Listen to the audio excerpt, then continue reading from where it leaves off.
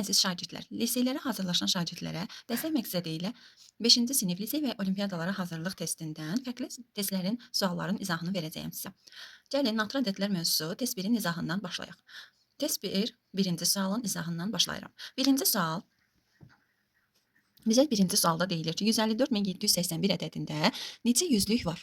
Deməli, biz bunu əvvəlcə mərtəbə qiymətləri şəklində yazsaq, təhlik, onluq, yüzlük, minlik, 10 minlik və 100 minlik olaraq qeyd edirik. Yüzlük yaratmayan ədədləri ayırırıq. Ayırdıqdan sonra yüzlük yaratmayan ədədləri silsək əgər, yerdə qalan 1547 qədər yüzlük var deyərik. İkinci sual bu sualın eynisidir. Üçüncü sualın izahına baxırıq. Üçüncü sualda bizə deyilir ki, 3 milyon 145 min 17 ədədini təşkillər sinifinin rəqəmlərinin cəmini tapın.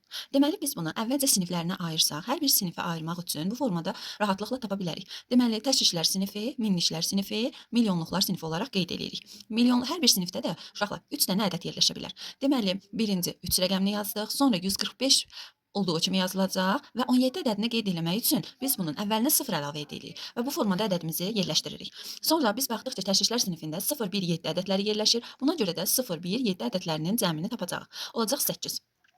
Dördüncü sual bu sualla eyni formadadır. 5-ci sualın izahına gəlin keçək.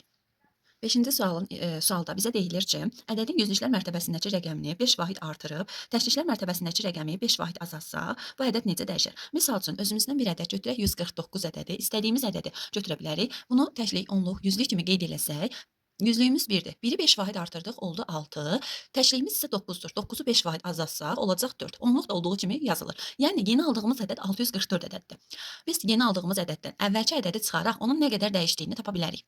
149-u çıxdıqda alınır 495. Deməli, biz baxdıq ki, əvvəlki ədədimiz 149-dur. Yeni alınan ədəd 644-dür. Buna görə deyərik ki, 495 vahid artar. 6-cı sual bu sualın eyni formadadır. 7-ci sualın izahına baxaq. 7-ci sualda bizə deyilir ki, deməli, hər hansı bir 2 ədədin sonunda 3 yazılıbdır. Yəni, x, y 3 olaraq qeyd olunur.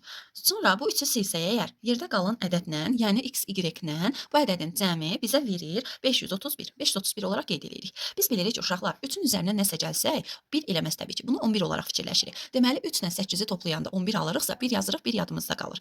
Deməli, y 8 olaraq qeyd elədik. 8-in üzərinə neçə gəlsəm, 12 eləyər ki, 1 yadımda qalıb 13 demişəm. Bunu da 4 olaraq qeyd eləsək, yəni əvvəlki ədədimiz 483-dür.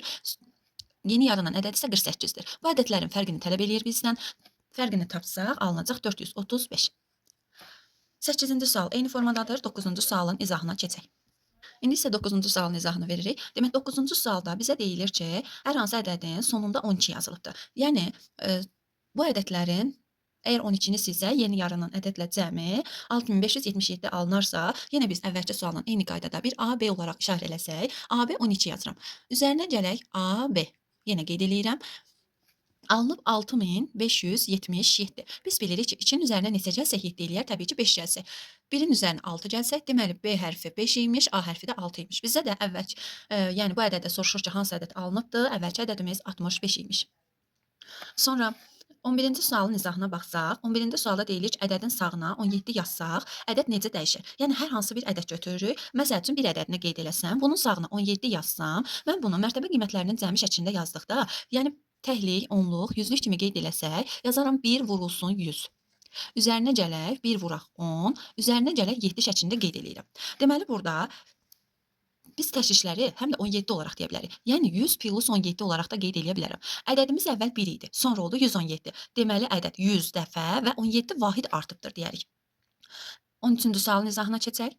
13-cü sualda bizə deyilir ki, onluğa qədər yuvarlaşdırdıqda 760 alınan neçə ədəd var? Deməli, 760-ı qeyd eləsək, biz bilirik ki, onluğa qədər deyirsə əgər, deməli, onluqdan ayırdıqda təkliyə baxılacaqdır. Təkliyimiz burada 0-dır. Deməli, biz təkliklərə elə ədədlər yazmalıyıq ki, 6-nın qiyməti dəyişməsin. Biz, deməli, 1, 2, 3, 4 ədədləri yazıldıqda heç bir, deyək ki, dəyişiklik onluqda baş vermir. 761, 762, 763 və 764 yazdıqda onluğumuz 6 olaraq qalacaq və yuvarlaşdıranda 760 deyəcək. Ancaq 5, 6, 7, 8, 9 ədədləri yazıldıqda isə onluğumuz bir vahid artar deyirik. Buna görə də biz onluğumuzu 6 yox, 5 olaraq qeyd eləsək, 755, 756, 757, 758 və 759 deyəcək. Deməli, bu ədədlərimizdə isə onluq 1 vahid artaraq 760 olaraq qeyd olunur. Deməli, bizim 9 dənə ədədimizdə yuvarlaşdırma zamanı 760 alınır. 14-cü sualın izahına baxsaq, 14-cü sualda bizə deyilir, A və B tək ədədlər olarsa, ifadələrdən hansının qiyməti cüt olar? Uşaqlar, biz deməli tək ədədə vursaq, məsəl üçün nümunə olaraq götürürəm ki, tək bir qeyd eləyə bilərəm, bir də 3 qeyd eləyə bilərəm. 1-i 3-ə vuran zaman baxırıq ki, nə alınır? 3 alınır. Tək ədədlə tək ədədin cəminə baxsaq, 1 ilə 3-ün cəminə baxanda alınır 4. Məsələn, tək ədədlə cüt ədədi yoxlasaq, 1 ilə 2-nin cəmi eləyir 3. 1-i təkə cütə vuran zaman eləyir cüt. İndi bizə cavablarda verilib ki, A plus B, yəni təklə təkin cəmi hər zaman cüt eləyər. Məsəl üçün bir dənə də nümunə olaraq göstərmək istəsəm, 11 üzərinə gələk 13. Həqiqətən də eləyir 24 cüt ədəd alındı. Deməli, tək ədədlə tək ədədin cəmi bizə hər zaman cüt ədəd verəcəkdir. 15-ci sualın izahında, 15-ci sualda bizə verilibdir. İç rəqəmli ədədin təşkillərinin sayı onluqların sayından 3 vahid böyükdür. Bu iç rəqəmli ədədin onun rəqəmləri cəminə hasili 324 olarsa bu ədədi tapın. Məsələn, cavablarda bizə verilən ədədlərə baxaq. Bir-birindən 3 vahid fərqlənənlərə baxacaq. Təklik onluq desə, deməli bunu x olaraq qeyd eləsəm, bu ondan 3 vahid böyükdürsə, x plus 3 olaraq qeyd etməliyəm. Bu şərtimizi ödəyən cavablar 25, 36 və 47 ədədləridir. Ancaq bizə deyir ki, bu ədədləri deməli bunların cəminə, rəqəmlərinin cəminə vurduqda 324 alınmalıdır. 324-ümüzü də qeyd edək.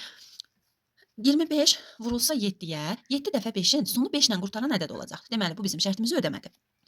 47 ədədinə baxsaq, 4 ilə 7-nin cəmi 11 eləyir. 1-i 7-yə vuranda sonu, deməli, 7 ilə bitən ədəd olacaq. Demək, bu da bizim şərtimizi ödəmədi. Ancaq 36 ədədinin rəqəmlərin cəmi eləyir 9. 36-nı 9-a vuran zaman 324 alacaq. Deməli, bizim şərtimizi ödəyən 36 ədədiymiş. İndi isə 17-ci sualımıza baxaq, növbəti sualımıza. Deməli, 1-dən 100-ə qədər ədədlər yazılarsa, ən çox istifadə olunan rəqəmin sonuna 35 yazsaq, alınan ədəd ən böyük iç rəqəmli ədəddən neçə vahid böyük olar? 1-dən 100-ə qədər dediyi üçün, deməli, 1 ilə başlayıram, 100 ilə qutarıram, 100-də də bir ədədi var. Deməli, ən çox təkrarlanan ədəd həqiqətən də yoxlasaq, baxarıq ki, 1 ədədidir. Deməli, bir rəqəmi ən çox təkrarlandığından deyir ki, bunun sonuna 35 yazıldıqda, yəni 1 idi, oldu 135. 135-dən ən böyük rəqəmli ədədimiz 99-dur. Çıxsaq 99, alınacaq 36. Bizdən bunu tələb eləyirdi, tapdıq ki, 36 ədədidir. 18-ci sualda bizə qeyd olunur ki, deməli, 1 və 0 rəqəmlərindən istifadə edərək yaranan ədədlərin fərqini tapın. Biz 1 və 0-dan istifadə edərək 1101 olaraq qeyd eləsək və 1010 olaraq qeyd eləsəm, alınacaq 91. Deməli, bu ədədlərin fərqi, deməli, 91-ə bərabər olur. 19-cu sualın izahına baxaq. 19-cu sualda bizə verilibdir 32 vurulsun 4YZ bərabərdir 14592. Bu ədədin bərabərliyindən y plus z-in cəmini bizdən tələb eləyir. Y plus z bərabər sual işarəsi. Bunu tapmaq üçün deməli biz vuruq, hasil olaraq qeyd etsək, bilirik ki, məhsul vuruğu tapmaq üçün hasili məlum vuruğa bölməliyik. Ona görə də 14592 ədədini biz 32-yə öyrəndiyimiz bölmə qaydası ilə, yəni çubuqlu bölmə ilə böləcəyik. 14-ün içində 32 olmadığı üçün təbii ki, 145-in içərisində 32 ədədini axtarırıq, 4 dəfə düşəcəkdir. 128 eləyir. 145-dən 128 çıxsaq əgər, alınacaq 179. Bu dəfə 5 dəfə düşəcəkdir. 5 dəfə vuranda 160 eləyir. 179-dan 160 çıxsaq əgər, alınacaq 192. 192 də 32, deməli 6 dəfə düşər içərisində. 192 çıxsaq, deməli tam bölündü, alındı 456. Bizim bu ədədimiz 456 ədədiymiş. Bizə də y-lə z-i soruşur. Y6 z. Y5 daha doğrusu z6 ədədidir. 5 plus 6 cəmi də 11 verir.